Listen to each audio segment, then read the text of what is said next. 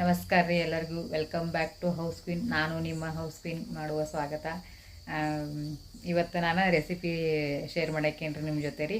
ಅಂದ್ರೆ ನಮ್ಮ ಉತ್ತರ ಕರ್ನಾಟಕದ ಇದು ಅನ್ಬೋದು ರೀ, ಪಲ್ಯ ಅನ್ಬೋದು. ಇದು ಅಂದ್ರೆ ಕಡ್ಲಿ ಪಲ್ಯ ತಂತಾರೆ ಇದಕ್ಕೆ.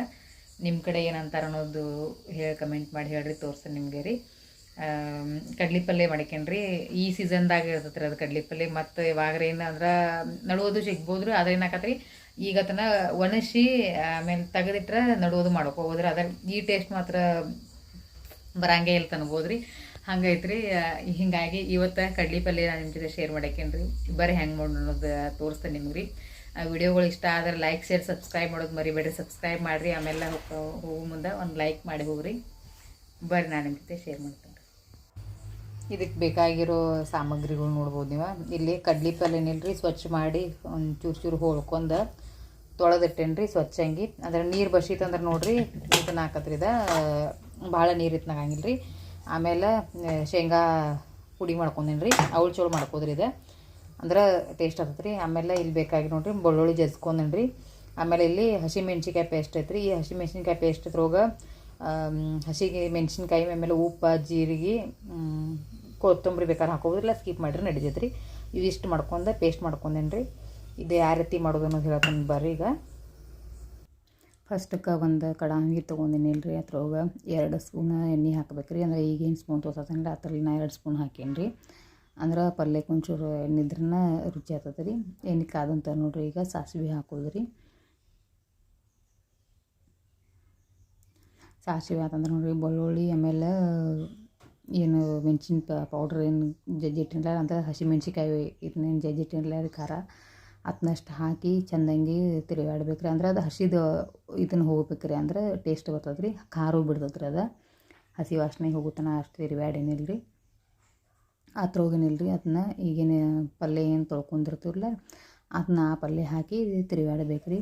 ಒಂದಂದ್ರೆ ಮೇನ್ ಹೇಳ್ಬೇಕಂದ್ರೆ ಈಗಂತೂ ಎಲ್ಲ ನಾವು ತೊಳ್ಕೊಬೇಕಾಗತ್ತೆ ಬಿಡ್ರಿ. ಮೊದ್ಲೇನಿಲ್ಲ ರೀ, ಅಂದ್ರೆ ಮೊದ್ಲಿನ ಮಂದಿ ತೊಳಿಲಾರ್ದ ಮಾಡ್ತಿರತ್ತಂದ್ರೆ ಈಗಿನ ಸೀಸನ್ದ್ರೊಳಗನ ಕಡ್ಲಿ ಪಲ್ಯ ಬರ್ತದೆ ರೀ. ಮತ್ತು ಯಾವ ಸೀಸನ್ದ್ರೊಳಗೆ ಬರಂಗಿಲ್ಲ ರೀ. ಇದು ಈಗೇನಿಲ್ಲ ರೀ, ತಂಪಕ್ಕೆ ಥಂಡಿಗೇನಿಲ್ಲ ರೀ, ಹುಳಿ ಇರ್ತದೆ ರೀ. ಅದು ಹುಳಿ ಹೊಡೆದಿರ್ತದೆ ರೀ.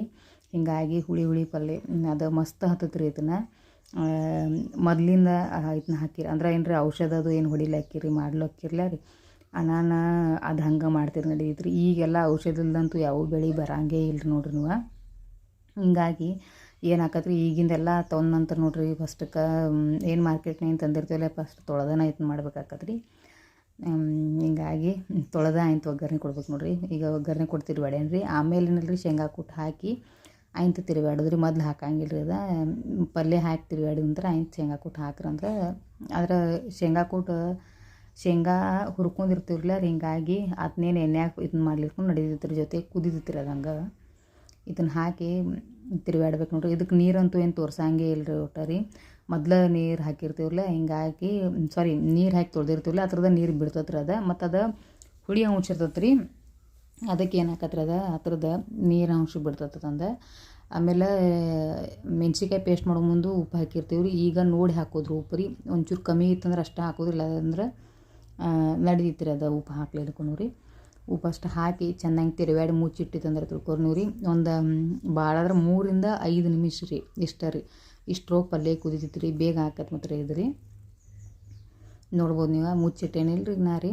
ಈಗ ನೋಡ್ರಿ ಪಲ್ಯ ಕುದ್ದತ್ರದ 3 ನಿಮಿಷ ಅಥವಾ ಭಾಳ ಒಂಚೂರು ನೀರದು ಬಿಟ್ಟಿತ್ತಂದ್ರೆ ರೀ 5 ನಿಮಿಷ ನೋಡ್ರಿ. ನೀರಂತೂ ಸ್ವಲ್ಪ ತೋರಿಸಿಲ್ಲ ನಾ. ನೋಡ್ಬೋದು ಈಗ ಪಲ್ಯ ಕುದ್ದತ್ರಿ. ಇದೀಗ ನೋಡಿರಿ, ರೊಟ್ಟಿ ಪಲ್ಯ ಅಂತೂ ಮಸ್ತ್ ಆಗ್ತದೆ ರೀ. ಟ್ರೈ ಮಾಡಿ ನೋಡಿರಿ. ಈಗ ಹೆಂಗಿದ್ರು ಕಡ್ಲಿ ಪಲ್ಯ ಸೀಸನ್ ಐತ್ರಿ. ನಮ್ಮ ಕಡೆ ಉತ್ತರ ಕರ್ನಾಟಕದ ಇದನ್ನ ಐತ್ರಿ. ಇದು ಆ ಕಡೆ ಅದು ಎಲ್ಲರಿ ಬೆಂಗಳೂರು ಸೈಡ್ ಸಿಗ್ತೈತೆ ಎಲ್ಲೋ ಗೊತ್ತಿಲ್ಲ ಮಾತ್ರ ರೀ. ನಮ್ಮಲ್ಲಿ ಮಾತ್ರ ಸಿಗ್ತೈತೆ ರೀ. ಈ ವಿಡಿಯೋ ಇಷ್ಟ ಆದರೆ ಲೈಕ್, ಶೇರ್, ಸಬ್ಸ್ಕ್ರೈಬ್ ಮಾಡೋದು ಮಾತ್ರ ಮರಿಬೇಡ್ರಿ.